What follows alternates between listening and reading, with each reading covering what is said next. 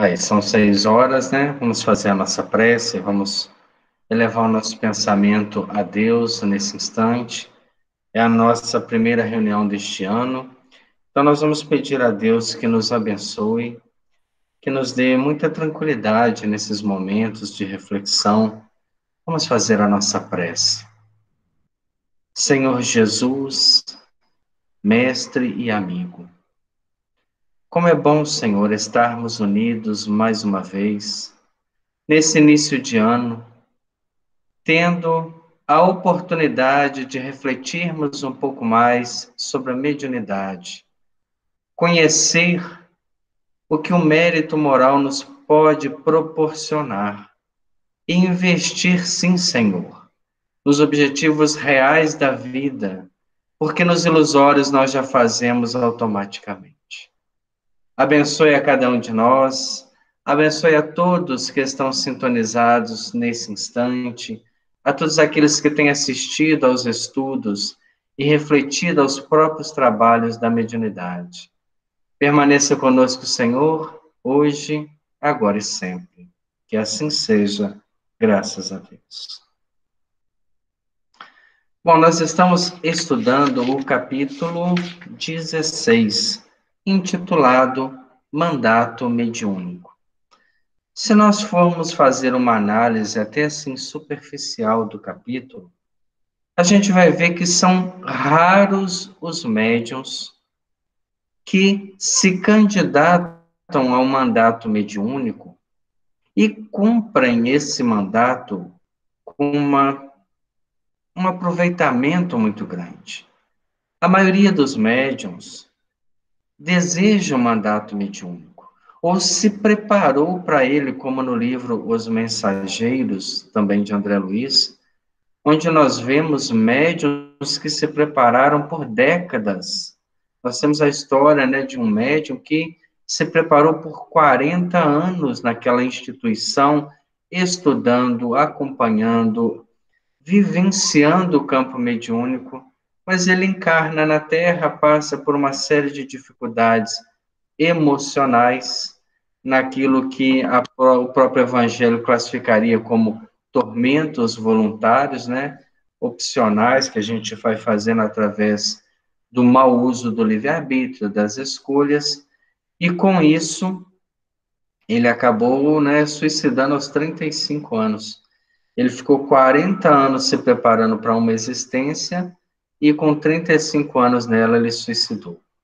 Então a gente vê como é que é difícil essa postura do médium. Médiuns que exercem uma função grande, como Chico Xavier fez, como Divaldo Franco ainda faz, de ser uma liderança espiritual, de psicografar obras que contribuem para o desenvolvimento das pessoas, há para eles um, uma experiência muito grandiosa de vida, vivenciar o mundo espiritual elevado antes mesmo da desencarnação.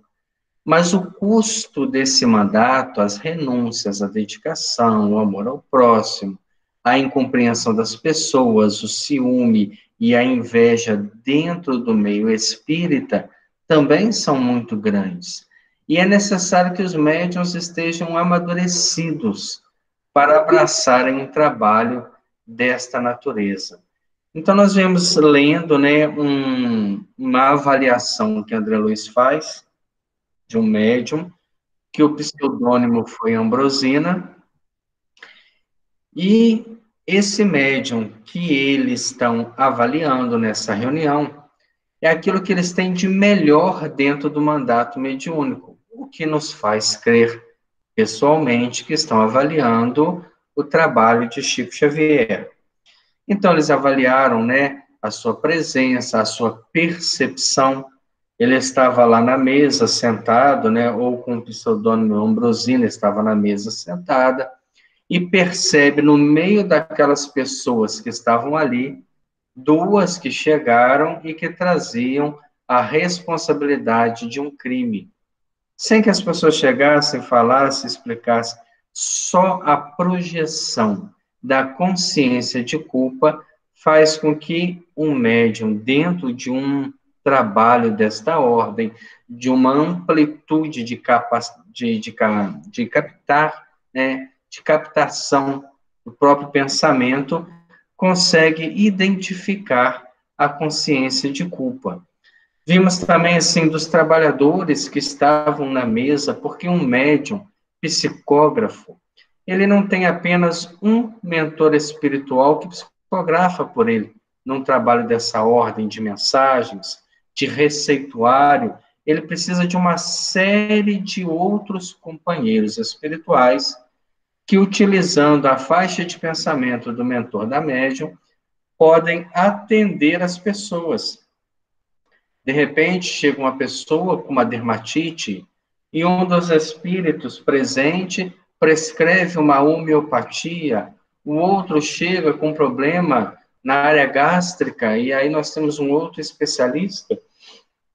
Então, é muito amplo os recursos. Outros vão querer carta de um filho, de um pai, de um parente desencarnado, o outro quer uma orientação para a própria vida. Há uma vastidão. E o médium precisa ter toda uma variedade, ele não pode ser específico apenas num tipo de comunicação. Ele tem que ter um leque muito aberto, um cérebro recheado de cultura. E se nós não vemos isso, talvez nessa existência, um médium que tenha o mandato mediúnico é um médium extremamente culto, de alguém que acumulou cultura por um longo período para oferecer a versatilidade que os espíritos precisam para este momento de comunicação. Então, nós paramos no nosso estudo no ponto aonde eles estão analisando o trabalho por um todo. E, nessa altura, diz André Luiz, do esclarecimento que registrávamos felizes, Dona Ambrosina sentara-se ao lado do diretor da sessão, diretor encarnado, um homem de cabelos grisalhos e fisionomia simpática, que havia organizado a mesa orientadora dos trabalhos, com 14 pessoas, em que transpareciam simplicidade e a fé. Lembremos que isso aqui é um trabalho muito antigo, que hoje em dia não se vê mais nas casas espíritas. Era um trabalho de psicografia que tinha todo um grupo de pessoas que assistiam. Quem teve a oportunidade de visitar ainda em vida Chico Xavier, enquanto estava encarnado, pôde observar o que é esse trabalho, né? Eu tive a bênção de estar em Uberaba, ele ficava sentado à cabeceira da mesa, uma mesa com 14 pessoas. E nessa dinâmica de trabalho, né, alguns médiuns ali psicografavam também junto com ele, mas na maioria das vezes era ele o intermediário.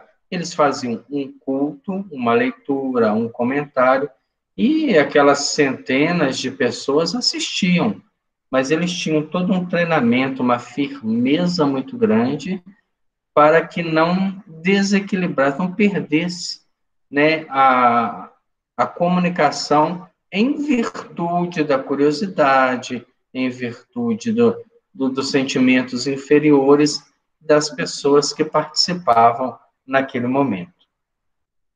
Então, haviam 14 pessoas sentadas nesta mesa. Enquanto Gabriel se postava ao lado da médium, Gabriel também é um pseudônimo que ele dá ao mentor espiritual da médium que possui o mandato mediúnico, aplicando-lhes passes de longo circuito, como a prepará-la com segurança para as atividades da noite. O condutor da reunião pronunciou o sentido da prece. Em seguida, foi lido um texto edificante de livro doutrinário, acompanhado por breve anotação evangélica, em cuja escolha preponderou a influência de Gabriel sobre o orientador da casa. Então, o diretor do trabalho, esse que organizou, né, a mesa com 14 pessoas, ele faz uma leitura e faz um breve apontamento sobre essa leitura, sob a inspiração do mentor daquele trabalho.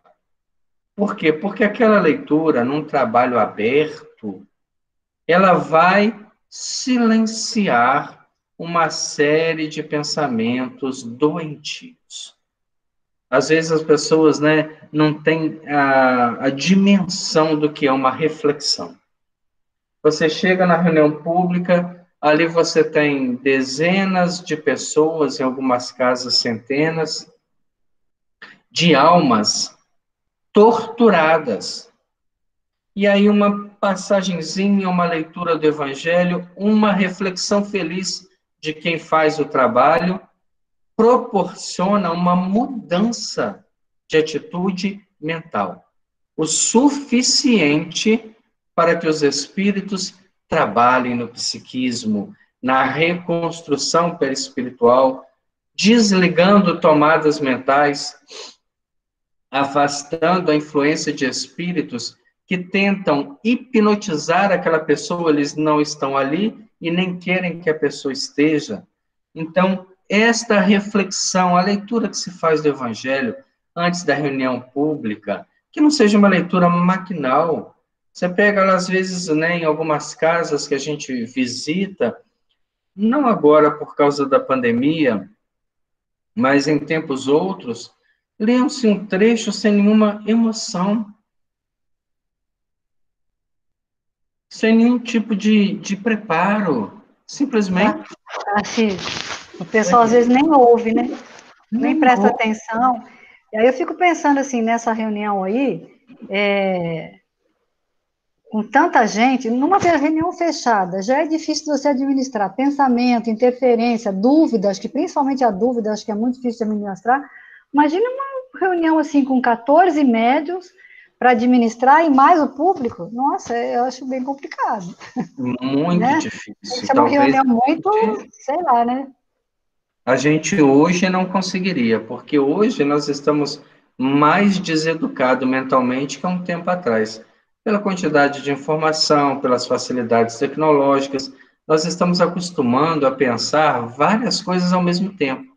E o pensamento vai fragmentado, porque ele nunca está com foco em nenhum propósito. Então, a pessoa está lendo uma leitura, na abertura de um trabalho, você está pensando longe na sua casa, no seu trabalho, no que vai fazer amanhã, no que deixou de fazer hoje, e a gente nem se toca com aquela ali que é, como está falando aqui a leitura, é um presente da espiritualidade para a gente. A Aí eles reunião ficam, começa. aí fica pedindo para fazer leitura pequena, né? Fazer, não, faz só uma leiturinha breve, que ninguém Não, vai ouvir mesmo, ou então a só pessoa vai ficar parar. falando assim, ai meu Deus, isso não acaba, né? Não, não presta atenção, não tem assim finalidade aqui. A Às verdade vezes a é essa, gente vai vejo em isso. algumas casas, né? Aí a pessoa, você tem alguma leitura? Eu falo assim, geralmente eu gosto que leia o Evangelho. E quando tem uma leitura já ligada ao tema, faz uma introdução. Aí a pessoa, não, mas é muito grande. Eu vou ler só esse trechinho aqui e fica sem sentido. É horrível É isso. aquela pressa, né, da gente de resolver. Não, desse aí eu tô livre, eu já li.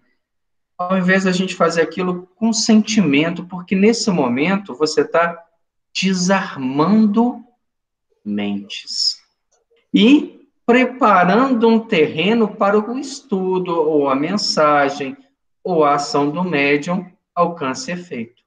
Mas dependendo da forma que é feito, faz efeito ao contrário. Não, Em tem vez de, leituras que em vez de são melhorar, piora. desastrosas. Tem pessoas que leem o Evangelho como se estivesse lendo o jornal, que fazem aquilo mecanicamente, né? Isso, aquilo, nem toca. A leitura primeiro devia tocar aquele que lê. Nós devíamos ler aquela leitura e falar assim, meu Deus, qual é a profundidade dessa mensagem na minha vida? Então está na hora da gente começar a refletir, porque nós estamos aprendendo com um grupo que Aulos escolheu para servir de exemplo. Aí quando fala que ele fez uma leitura, né, evangélica, acompanhado de breve anotação em cuja escolha preponderou a influência de Gabriel. Então, o mentor influenciou a ponto de selecionar a leitura e direciona o pensamento de quem lê para uma breve, para uma introdução, para um momento de reflexão. É igual quando a gente vai fazer o culto no lar, na nossa casa. Tem gente que vai para o culto no lar igual, né, o gado que vai para o matadouro. Vai porque não tem opção. Aí chega no culto, não faz uma prece, não se envolve. Ou quando faz de forma superficial. Nós devíamos envolver mais com essas questões, porque elas estão justamente destravando essa reserva que nós temos, essa rebeldia espiritual de nos manter na ilusão diante das verdades. Seria necessário a gente, não, abraçar aquela proposta. Quantas vezes, né, assistindo essa semana uma palestra antiga do André Trigueiro, ele falando sobre ser espírita, quantas vezes a gente deixa de valorizar o que é real e que nós sabemos que é real, pelo que é ilusório e que nós sabemos que é ilusório. Porque o ilusório não satisfaz, a ilusão, né, ela está revestida de uma série de simbologia, de cores, de fontes que nos agradam a alma, enquanto a realidade às vezes se espeta, arranha, modifica a forma de pensar, me mostra que, na maioria das vezes, sou eu que preciso repensar os meus próprios atos, e nem sempre a gente está disposto a essa mudança. Então, da leitura global, distinguia-se a paciência por tema divino. Olha como é que os espíritos são diferentes de nós diante de uma atitude dessa. André Luiz buscou na leitura global uma palavra: paciência. E realmente, diz ele, a Assembleia examinada no todo mostrava-se flagelada de problemas inquietantes, reclamando a chave da conformação para alcançar o reequilíbrio. O que nós precisamos diante do sofrimento? Paciência. Aí a gente fala assim, Deus tem que me dar paciência, mas Ele não me dá virtude. Ele me dá mecanismos para desenvolver virtude. Então, quando eu peço paciência, Ele me dá dificuldade, para que eu possa exercitar a resiliência e adquirir a paciência. Dezenas e dezenas de pessoas aglomeravam-se em redor da mesa, exibindo atribulações e dificuldade. Imaginemos nós agora adentrando esse trabalho. Aí levamos com a gente uma série de problemas íntimos. Aí a mensagem do Evangelho fala sobre a paciência, mas eu não estou ouvindo aquela mensagem. Eu quero que uma entidade espiritual, que um espírito me mande uma mensagem com a chave e a solução dos problemas. A mensagem global já veio, e é uma palavra só: paciência. Mas a gente enxerga dessa forma? Neste caso, diferente de como a Rita citou, a mensagem é lida com sentimento. O comentário é feito com fraternidade, não apontando, aqueles que sofrem têm que ser pacientes, e quem que não sofre nesse mundo? E quem que está isento de atribulações? Então, a mensagem é para todos. E paciência, decompondo a palavra, é a ciência da paz. Então, quando eu adquiro paciência, eu não perco a minha paz. Se eu estou em paz, eu não estou nem em aflição, nem em atribulações, que era o que ressaltava daquelas mentes que ali estavam. André Luiz analisando. Estranhas formas, pensamentos surgiam de grupo a grupo, denunciando-lhes a posição mental, porque os espíritos enxergam com perfeição. E o médium, nesta atitude de mandato mediúnico, também enxerga. Então, a pessoa está lá, conduída, né, com aquela fisionomia de sofrida, mas você olha as formas, pensamentos, e vê uma pessoa intempestiva, e vê uma pessoa que não dá o braço a torcer, que não leva desaforo para casa. que é a raiz e a razão dos seus próprios problemas. E está indo lá para tentar ver se alguém fala que o problema está nos outros. Nossas formas, pensamentos sempre nos denunciarão. Ao chegarmos no mundo espiritual, não adianta a gente falar assim, ó, eu fui espírita, eu frequentei muito tempo, mas o que eu projeto? O meu mundo íntimo. O Aloysio fala no estudo dele que a gente, a maioria das vezes, a gente quer se livrar do problema. E vai lá no centro para livrar do problema. E aí dizendo que quer ter paz. Mas, na realidade, o que é paz? Paz é você ter serenidade diante do problema. O que a gente, quando a gente afasta do problema, a gente só tem sossego, ele fala. Eu achei interessante essa coisa. Você quer sossego. Aí você pega e afasta do problema. Não, aí fica resolvido. Mas não está resolvido ainda, porque você ter serenidade com o problema, apesar do problema, é que é a paz. Né? É E a gente porque não a tem gente isso. difere, né? Aliás, a gente não difere a paz do mundo da paz do Cristo. A paz do mundo é a tranquilidade, é a mesa farta, é a família, né, mais ou menos sem problemas, é a falta de dificuldade financeira, emocional, psicológica.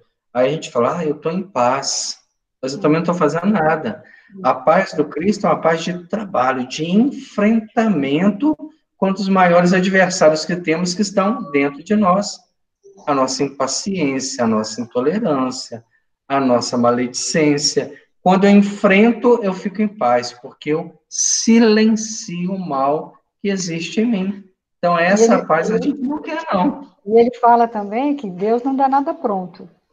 Quem oferece pão é o diabo, que oferece lá no deserto. Deus só oferece o maná para você fazer o pão. Né? E aí a Aí gente ele fala fala assim, assim, mas se aí te vem o ofereceu trabalho pronto, junto. não é Deus. Se te ofereceu pronto, fica esperto, porque não é Deus, não. Pois é, olha só, se a gente traz isso para o nosso dia a dia, a gente fala, meu Deus, eu tenho que trabalhar, não é ficar esperando E cair ainda, pronto. ainda é o maná para você pegar só a quantidade que você precisa para aquele dia, né? E para o outro, no máximo. Não é para você pegar tudo e deixar o outro sem. É complicado isso. Está na hora da gente refletir melhor, né? Porque mesmo analisando um trabalho como esse, que é muito antigo, a gente observa que hoje em dia as casas espíritas ainda estão assim. As pessoas chegam querendo solução de problema.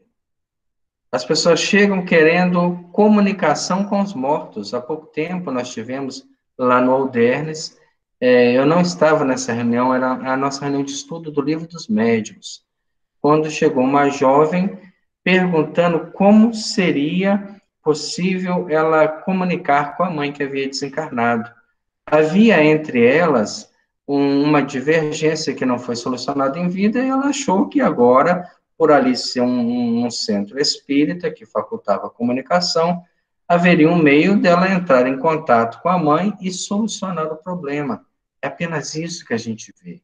As pessoas que estão nesse grupo, que vão atrás desta faculdade mediúnica radiante, que é uma fonte de água inesgotável, elas vão querendo matar a sede, mas não aprendem a cultivar a própria saúde. E a gente vê isso na casa espírita. Todo mundo quer a solução pronta. Chega no trabalho assistencial, mas eu preciso de alguma coisa que me acalente. Aí tá, vamos fazer uma leitura do Evangelho. Não, isso aí não resolve. Como que não resolve? Não resolve porque eu não me envolvo com essa proposta. Ou porque eu ainda estou esperando, né, aquilo que o diabo faz, me dá a solução pronta. Agora, quando eu vejo que eu preciso trabalhar para alcançar a solução, aí fica mais difícil. Aí exige de mim esforço, mudança, atitude mental, e nem sempre eu estou, né, com vontade de sair da minha zona de conforto. É importante analisarmos um problema desse, né, numa dimensão dessa, e trazer para a realidade das nossas casas espíritas. Quantas vezes, antes da reunião de desobsessão, nós somos quase que, né, invadidos por uma série de petitórios. Ah, minha filha está doente. Ah, minha família está, fulano está com obsessão. Tá, mas para que estão nessa situação? Qual o motivo do sofrimento? E quando a gente conversa sobre isso, a pessoa, não, esse centro aí é fraco, não resolve. Eu quero um lugar que resolve os meus problemas. E vai ficando, né, pulando de galho em galho, hoje está numa casa, amanhã está em outra, aí tem um médium que atende na casa tal, vai na casa tal, porque eu quero uma solução pronta. Eu quero um medicamento, né, para a gente poder, como se fosse um analgésico. Eu quero parar de sentir a dor, mas não quero tratar da causa da dor. Nesse grupo não é diferente. Você vê que as formas, pensamentos que surgem denunciavam a posição mental de espíritos doentes. E André Luiz coloca aqui dardos de preocupação. As pessoas que vêm na casa espírita têm preocupação? Todos temos. A preocupação pode ser natural e pode ser exagerada. Natural porque nós ainda não adquirimos o estado dos espíritos superiores, como aqueles que pegam o maná para aquele dia. No outro dia, Deus proverá. Ah, eu tenho a solução para hoje, ótimo. Mas a gente se impacienta, não pregando a falta de organização e planejamento, de forma nenhuma. Estiletes de amargura, pessoas amarguradas, porque foram traídas, porque foram pisadas, porque foram passadas para trás, porque perderam as suas oportunidades em vida, sentindo-se injustiçadas, mesmo tendo um Deus justo. Nevoeiros de lágrimas. É a perda, né? A visão da morte como a separação inevitável, que não terá mais encontro, que não proporcionará mais uma convivência. O materialista sofre muito com a morte, porque a morte é a morte dos seus sonhos, da sua vida e das suas conquistas. O espiritualista, ele sente a morte sem desesperar com ela. Ah, mas perder um filho é uma dor incurável, com certeza. Mas ninguém perde no sentido de não encontrar novamente. Então a gente começa a ter posturas mentais diferentes daqueles que vêm, porque se nós, que estamos na condição de atender, estivermos na mesma condição daqueles que vêm para serem atendidos, qual que é o nosso papel na casa espírita? De que forma vamos consolar, se não somos consolados pela própria doutrina? Se ficamos pulando de galho em galho procurando soluções prontas. Acolá obsessores enquistados no desânimo ou no desespero, entre agressivos propósitos de vinganças agravados pelo temor do desconhecido. Ainda tem essa dimensão que a gente não percebe. Quando a gente vai fazer uma palestra na casa espírita, um estudo do evangelho, e está lá o grupo, e você observa as pessoas, né, naqueles momentos que antecedem, fala assim, meu Deus, quantas dores estão aí? Porque a gente vê a fisionomia, às vezes a pessoa está simpática, mas por dentro está um emaranhado de situações que ainda não foram apaziguadas, estão buscando. Mas além desse quadro, dessas várias pessoas que ali estão, tem um quadro espiritual de espíritos que estão em sofrimento talvez muito maior. E uma palavra, uma reflexão, uma frase bem colocada pode mudar a atitude mental. Olha a responsabilidade de quem se prontifica a falar do Evangelho. Uma coisa que ele não fala aqui, mas que acho que é bem complicada também, é a questão da culpa, né? Que acho que todos nós temos algum pecado, alguma coisa que é inconfessável, que fica ali me remoendo, e acho que isso também cria um ambiente bem desfavorável para o trabalho, né? Eu acho. A consciência de culpa é você exigir de você a perfeição que você não tem e que ninguém tem. Então a gente se endurece muito, né? E fica remoendo um sentimento que não nos proporciona paz. Aí você fica, mas eu não podia ter feito isso. Claro que eu podia ter feito, porque eu sou um espírito em evolução. Eu tenho o direito de errar, mas não tenho o direito de permanecer no erro. Então, o fato de ter errado me coloca na condição igual àqueles que eu não quero perdoar. Nivela a humanidade a uma condição de espíritos que não se libertaram das suas mazelas. Então, eu não posso conservar a culpa, mas também não posso me abrigar nela, achando que eu estou certo em permanecer no erro. Então, trabalhar isso também alivia o coração daqueles que chegam à casa espírita. Como nesse caso, havia um casal que havia cometido um homicídio. Ele não volta nesse casal, mas foi citado. O médium percebe, pela projeção mental, o crime, a pessoa sendo, né, eliminada, o sofrimento daquele espírito. Então, são pessoas delinquentes, são marginais, que fugiram da justiça dos homens. E ele não tem o direito de chamar a polícia e falar: oh, esses dois aí cometeram um crime. Ele está ali na posição de levar paz, reflexão. Eles não vão fugir da justiça divina. Vão pagar centil por centil dos seus atos, mas nós desconhecemos aquilo que levou ao crime. Nós não podemos nunca julgar apenas o ato, isso é para a justiça dos homens. Deus julga as condições que geraram o ato. Por isso que cada suicídio tem um peso, cada homicídio tem um peso e tem uma recuperação diferente. Ivone do Amaral Pereira era uma suicida e veio com a missão de psicografar a obra Memórias de um Suicida. Por quê? Porque ela já havia conhecido aquelas regiões, então ela tinha intimidade mental nas suas lembranças, no seu inconsciente, para retratar com tamanha perfeição a realidade do mundo espiritual inferior. É transformar a culpa em responsabilidade, né? É quando eles falam do Isso. leite derramado, né? Em vez de você ficar achando ruim, ai, derrubei o leite, não, vamos limpar, né? É Não hora tem de mais o que fazer, não tem como voltar. assumir que errou, né? E E tratar de quem de consertar, né? nós pode falar, né? É a passagem da mulher adúltera, né? Queriam matar o mal que estava dentro deles.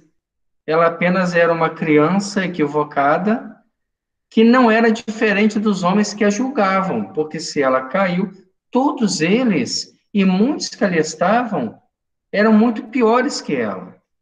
Por isso que Jesus ensina a nivelar, né? Então tá, se querem julgar e eliminar o mal, aquele que for puro que faça, aquele que estiver sem pecado. E o único puro era ele.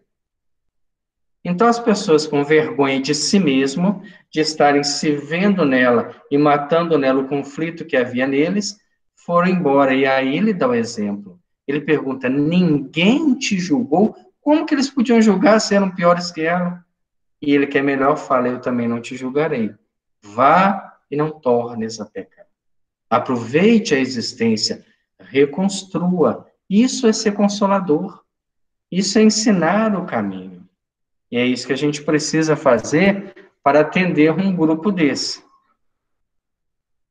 Desencarnados em grande número suspiravam pelo céu, enquanto outros receavam um inferno, desajustados pela falsa educação religiosa recolhida no plano terrestre.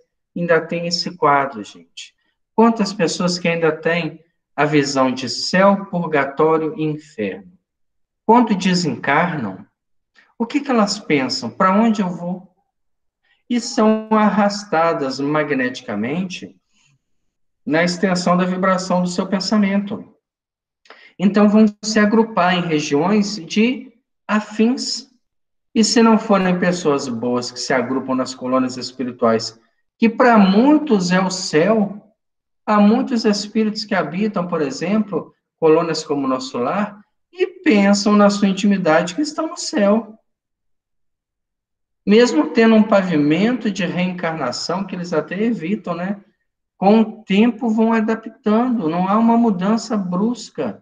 Então, nós vamos encontrar nas colônias espirituais templos religiosos compatível com a crença que se teve na Terra. Agora, para nós espíritas fica diferente, né? Fica mais difícil, porque nós estamos antecipando uma visão espiritual que muitos companheiros nossos vão ter apenas depois do desencarne. E não quer dizer que são inferiores a nós, não, porque essa adaptação é rápida, principalmente quando a alma leva consigo uma bagagem moral elevada, como Joana de Ângeles, que desencarna educada religiosamente pela igreja, havia sido, né, por 2 encarnações ligada à fraternidade, ao trabalho, né, nos conventos, ela faz uma adaptação do pensamento ao pensamento espírita e já tem mensagem na própria codificação. Agora, a gente chegando lá com toda a bagagem de conhecimento, mas não levando uma bagagem moral, vai ficar só nas análises superficiais da vida. Então, vale a pena a gente pensar, será nos cobrado muito mais? Porque a gente sabe muito bem que desencarnou e está num lugar, né, num pardieiro de sofrimento, é porque não se esforçou em aproveitar essa existência com todos os recursos que a existência nos proporcionou. Ou se chegamos ao mundo espiritual, como o irmão, né, já quando no livro voltei, sem nenhum tipo de iluminação, perto de pessoas que conviveram conosco iluminada, a nossa vergonha será maior. Por quê? Porque eu conhecia tanto quanto e até ensinei a muitos, mas não segui os próprios caminhos. Então, são despertares profundos para o espírito. Vários amigos espirituais, junto aos componentes da mesa diretora, passaram a ajudá-los na predicação doutrinária, com base no ponto de vista evangélico da noite, espalhando através de comentários bem feitos, estímulos e consolos. Então, aquela mesa formada por 14 pessoas, eles também faziam o quê? Comentários evangélicos, a fim de acerenar as mentes. Uma coisa que a gente usa muito na casa espírita é a música, que antecede, às vezes, uma palestra, um estudo, um seminário. A música tende a acalmar a alma. Porque a alma chega atribulada, agitada, ansiosa, exasperada, cansada, depressiva. Mas naquele momento que ela vai cantando, ela fecha os olhos, ela vai entrando num estado de receptividade da própria proposta evangélica daquela noite ou daquele dia. Fichas individuais não eram declinadas, entretanto, percebíamos claramente que as pregações eram arremessadas ao ar com endereço exato. Então, o que André Luiz está falando?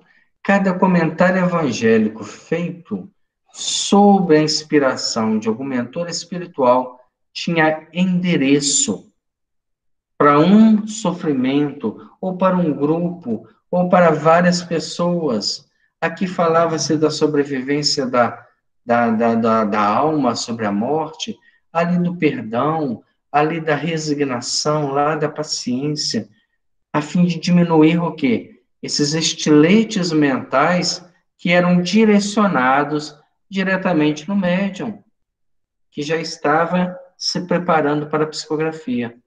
Então, olha o trabalho que essas pessoas fazem, desarmando as mentes para evitarem uma agressão maior. Aqui levantavam-se um coração caído em desalento. Ali advertiam consciências descuidadas, mas além renovavam o perdão, a fé, a caridade, a esperança. Essa era a função deles. Às vezes a gente está sentado lá na mesa, né, o médium está lá pronto para psicografar, a palavra é passada para você, você abre o evangelho e a mensagem é sobre a paciência, é sobre a prece. Então faça com carinho, porque naquele momento estamos desobsidiando mentes segmentadas no sofrimento. Não faltavam quadros impressionantes de espíritos perseguidores que procuravam hipnotizar as próprias vítimas, precipitando-as no sono provocado, para que não tomassem conhecimento das mensagens transformadoras ali veiculadas pelo verbo construtivo. Não deixem ninguém dormir na casa espírita. Não é lugar para dormir. Dorme em casa, dorme na rua, no banco da praça. Dentro da casa espírita, não é lugar para dormir. Eu me lembro, certa vez, nós estávamos assistindo um seminário muito profundo, muito interessante, e a pessoa do meu lado começou a roncar. Ele não estava só dormindo, não. Estava desdobrado mesmo. E roncando, e aquilo foi criando um ambiente ruim, algumas pessoas já estavam achando graça do quadro, e aí nós fomos lá e acordamos, falou, ó, fica de pé, lava o rosto, porque obsessores, eles conseguem induzir-nos ao sono no momento que a gente vai escutar a reflexão para nós. Às vezes eu fui com uma mágoa dentro de mim. E a espiritualidade promove a inspiração do texto, da palavra, para que aquela mágoa não me faça sofrer e eu possa, ao mesmo tempo, metabolizar aquele sentimento, digeri-lo, tirar aquela culpa ou aquele ressentimento. Mas naquele momento a gente vai entrando num torpor. A gente vai entrando sem sentir muito o corpo, a mente fica lânguida. Nós vamos entrando em alfa, né? E acha que está desdobrando. Não. Nós estamos sendo hipnotizados por esses espíritos para que não escutemos a mensagem. Porque se há um cabo de guerra entre o bem e o mal, nós estamos no meio, se a gente não tiver acordado, com certeza perderemos a bênção daquela noite. E assim os espíritos fazem reuniões públicas, em reuniões mediúnicas. Quantos médiuns que dormem? Dormem de não ver a reunião passar.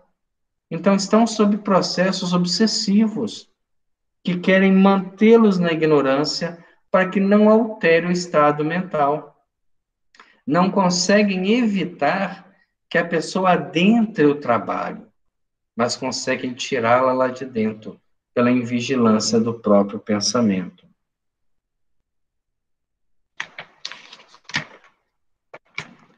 Muitos médiuns funcionavam no recinto, colaborando em favor dos serviços de ordem geral a se processarem harmoniosos. Todavia, observamos que Dona Ambrosina era o centro da confiança de todos e o objeto de todas as atenções.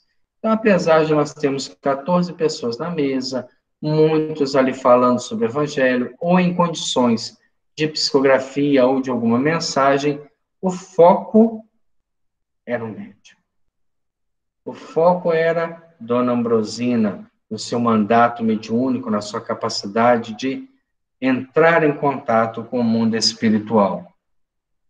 Figurava-se ali o coração do santuário, dando e recebendo ponto vivo de silenciosa junção entre os habitantes das duas esferas distintas.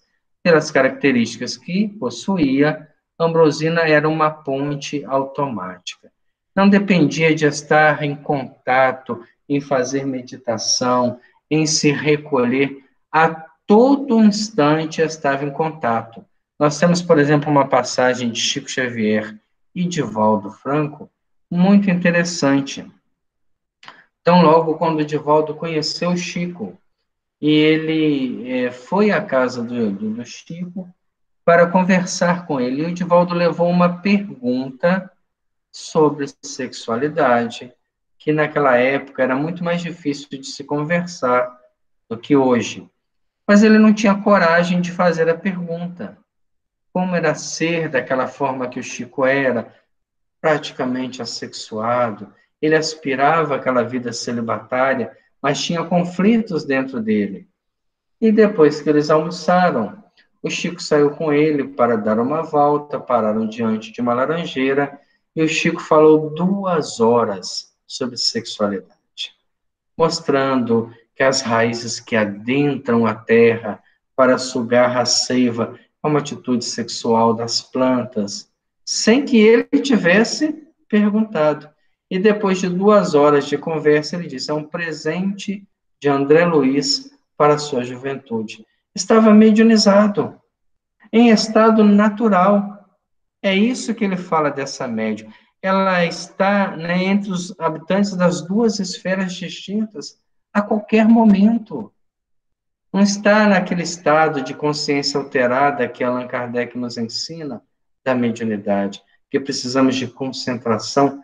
Nós que aspiramos, fazemos um esforço mental para que durante alguns momentos possamos estar nesse estado. A Ambrosina vivia nesse estado naturalmente. Então, ela conversava com você e, ao mesmo tempo, tinha toda a dimensão espiritual que estava à sua volta, sem necessidade de recolhimento, porque já vivia em recolhimento. É o credenciamento moral proporcionando ao médium o mandato mediúnico. Junto dela, em oração, foram colocadas numerosas tiras de papel. Eram requerimentos, anseios e súplicas do povo, recorrendo à proteção do além, nas aflições e aperturas da existência. Era muito comum aos médiuns psicógrafos colocar vários papéis, né, com nomes, e o médium, né, lia-se o nome em oração e às vezes psicografava, às vezes não. Aliás, há uma história do Chico sobre isso que é interessante, de um companheiro nosso, de uma outra agremiação religiosa, que decidiu desmascarar Chico Xavier. Ele imaginou que havia uma fraude. Então, ele pegou o nome da esposa que estava em casa e foi à reunião de mensagens, de psicografia, e colocou o nome dela como se ela fosse um espírito desencarnado. Colocou lá, fulana de tal, morta há tanto tempo, né? Procuro mensagem. E o Chico vinha recebendo, pegava o nome, aí falou o nome da esposa, e o Chico psicografou uma carta.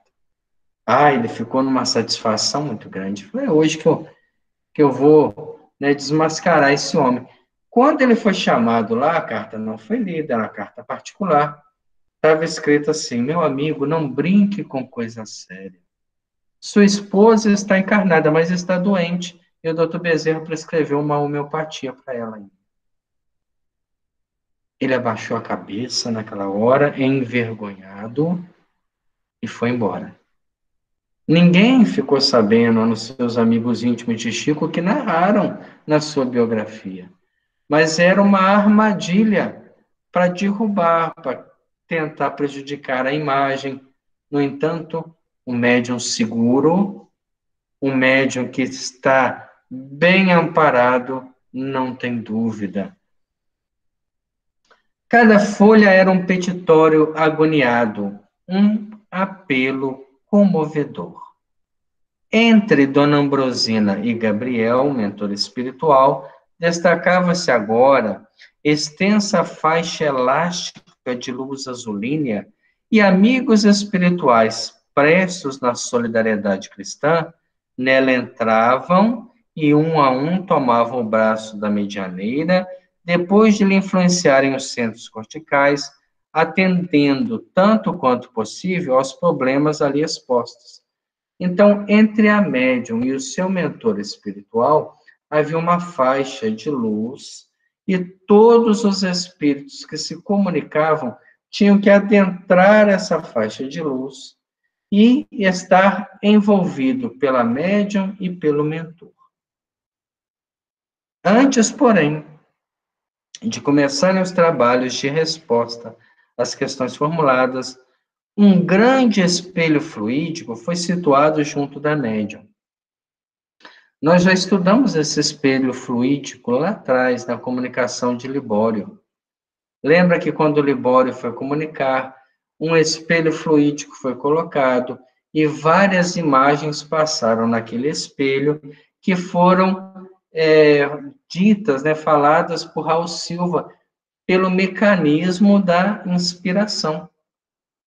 Ele ia falando, as imagens iam surgindo e Libório ia assistindo. Então, é um recurso que a espiritualidade dispõe a um televisor, que eles colocam um espelho fluídico que vai condensar imagens e que vai facilitar o trabalho dos mentores espirituais.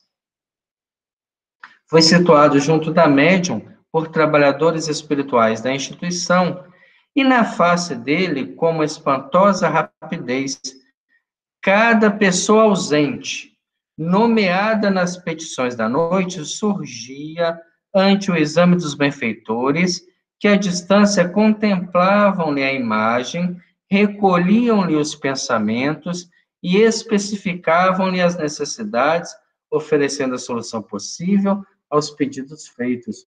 Não existe uma mágica, gente.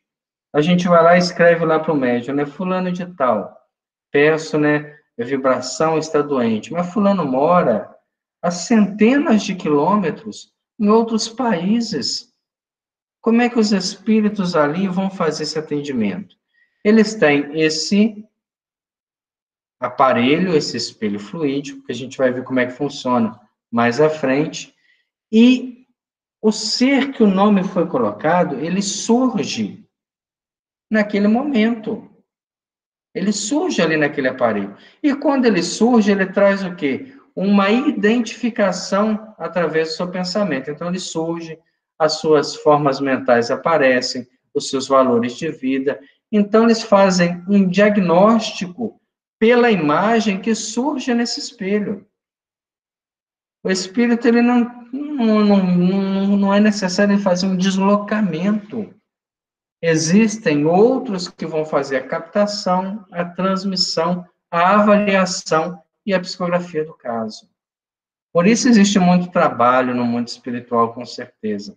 E a gente vai, aos poucos, quando desencarnarmos, nos adaptando a alguma função que, com certeza, pode estar ligada ao campo da mediunidade. Contemplavam a imagem, recolhiam-lhe os pensamentos pela imagem e especificavam-lhe as necessidades, oferecendo a solução possível aos pedidos feitos. Enquanto cultos companheiros de fé ensinavam o caminho da pacificação interior, sob a inspiração de mentores de nosso plano, Dona Ambrosina, sob o comando de instrutores que se revezavam no serviço assistencial, psicografava sem descanso. Nós tivemos oportunidade também de, quando visitamos Chico Xavier, conhecer o trabalho de Carlos Bacelli à época, e era um trabalho parecido com isso que nós temos aqui. Era um trabalho feito no Lar Pedro e Paulo, era um asilo, havia uma mesa muito grande, e ele estava sentado à mesa psicografando. E ali nós tínhamos mais ou menos esse número, 14 ou mais pessoas, não vou saber precisar, e cada um fazia um discurso evangélico de mais ou menos 5 minutos. A pessoa chegava e falava, eu vou falar sobre a paciência. E naqueles 5 minutos ela tentava manter as pessoas ligadas enquanto o médium psicografava, sem a influência do pensamento dos assistentes. É isso que ele falava aqui. Cultos companheiros de fé ensinavam o caminho da pacificação interior. Então, vários que estavam ali liam uma mensagem, faziam um comentário, contavam uma história, enquanto a médium psicografava. Os pedidos já estavam todos ali. Equilibrara-se o trabalho no recinto e, com isso, entendemos que havia reaparecido a ocasião adequada para nossas indagações. Hilário foi o primeiro na inquirição que não conseguiam sopitar, e indicando o enorme laço fluídico que ligava Ambrosina ao orientador, que lhe presidia a missão, perguntou: que significa essa faixa, através da qual a médium e o dirigente se associam tão intimamente um ao outro? Então, até para nós é algo elucidativo, né? O que que Aulus fala? O desenvolvimento mais amplo das faculdades medianímicas exige essa providência. Ouvindo e vendo no quadro de vibrações que transcendem o campo sensório comum, o que que ele está falando? Vidente e clareaudiente, né? Ambrosina não pode estar à mercê de todas as solicitações da esfera espiritual, sob pena de perder o seu equilíbrio.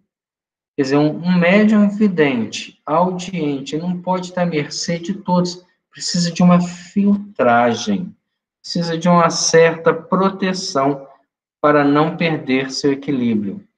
Quando o médium se evidencia no serviço do bem, pela boa vontade, pelo estudo e pela compreensão das responsabilidades de que se encontra investido, recebe apoio mais imediato do amigo espiritual experiente e sábio, que passa a guiar-lhe a peregrinação na terra, governando-lhes as forças.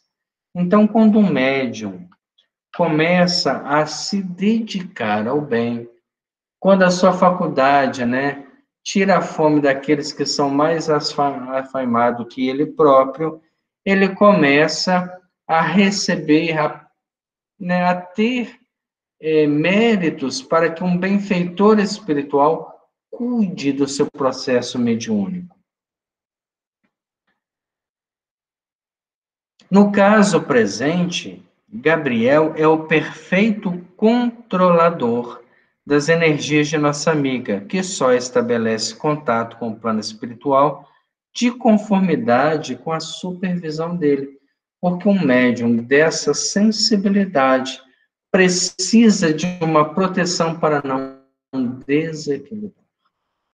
Quantos médiums nós temos totalmente desequilibrados, desestruturados, internados como loucos, porque não foram merecedores de uma proteção maior? Porque através do uso das suas, do seu livre-arbítrio, das suas escolhas, acabou se compromissando com espíritos de baixa estirpe, que lhe custaram o equilíbrio psicológico, emocional e orgânico.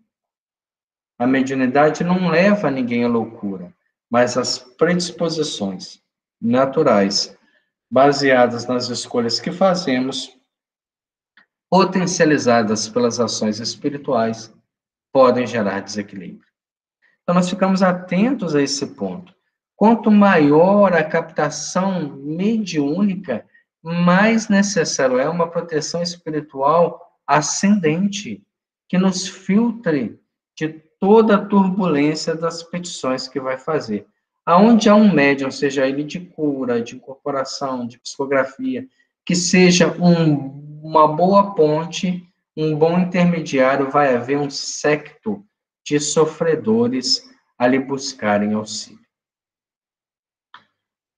Quer dizer que para efetuarmos uma comunicação por intermédio da senhora, pergunta Hilário, sob nosso estudo, será preciso sintonizar com ela e com o orientador ao mesmo tempo? E Aulus responde, justamente.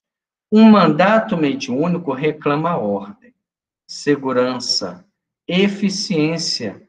Uma delegação de autoridade humana envolve concessão de recursos da parte de quem a outorga. Não se pedirá a cooperação sistemática do médium sem oferecer-lhe as necessárias garantias. Então, a gente vê que a espiritualidade trabalha de uma forma muito interessante, muito organizada, que nem sempre a gente tem a dimensão. Um médium, para poder ter a versatilidade, como alguns têm, de responder várias propostas diferentes, precisa ter um orientador que filtre, a comunicação desses próprios espíritos. Como a gente tem, por exemplo, no filme Chico Xavier, né, contra aqueles dois repórteres, que eram farsários, que tentaram denegrir a sua imagem, eles pediram psicografia em diversos temas, economia, política e outros, e ali, para psicografar, era necessário espíritos que conhecessem aquele tema, sob a orientação de Emmanuel. Então, nós vamos parar nesse ponto, para as nossas reflexões, para as nossas, nossos pensamentos, se realmente estamos prontos a nos candidatar a um mandato mediúnico, se não nesta encarnação, na próxima, com certeza, porque teremos uma bagagem espiritual de conhecimento. Mas o conhecimento sozinho não leva a lugar nenhum. Melhor seria que tivéssemos uma bagagem de sentimentos elevados. E aí o conhecimento seria o leme que nos levaria ao mundo superior. No entanto, como estamos ainda a caminho, que o conhecimento nos faça refletir e, ao mesmo tempo, possa amansar a nossa própria alma diante das propostas desse novo ano que se inicia. Vamos agradecer a Deus. Agradecemos, Senhor, por este momento, por esta reflexão. Agradecemos por essa obra que aos poucos clareia o nosso entendimento. Sabemos como é importante, Senhor, darmos qualidade ao fenômeno mediúnico. E, ao mesmo tempo, como é gratificante a convivência com os mentores mais altos. Nós te pedimos, Senhor, que nesta noite, neste primeiro domingo deste ano que se inicia, um ano que ainda traz cicatrizes profundas, que a pandemia tem nos trago. Dai-nos, Senhor, a certeza e a confiança, que são momentos de reflexão profunda, que em breve a aprendizagem que estamos retirando disso tudo nos proporcionará novos desafios, para que esta vida seja diferenciada e possa nos retirar da mesmice do pensamento a compreensão da vida superior. Abençoe a todos que estamos sintonizados, a todos aqueles que têm estudado a mediunidade junto conosco. Que um dia, Senhor, possamos estar candidatos ao mandato mediúnico, sendo intermediários entre as mentes superiores e o sofrimento que ainda existe em nosso meio. Muito obrigado, Senhor. Abençoe a nossa semana. Permaneça conosco hoje, agora e sempre. Que assim seja. Graças a Deus. Então, muito boa noite a todos. Que Deus possa nos abençoar.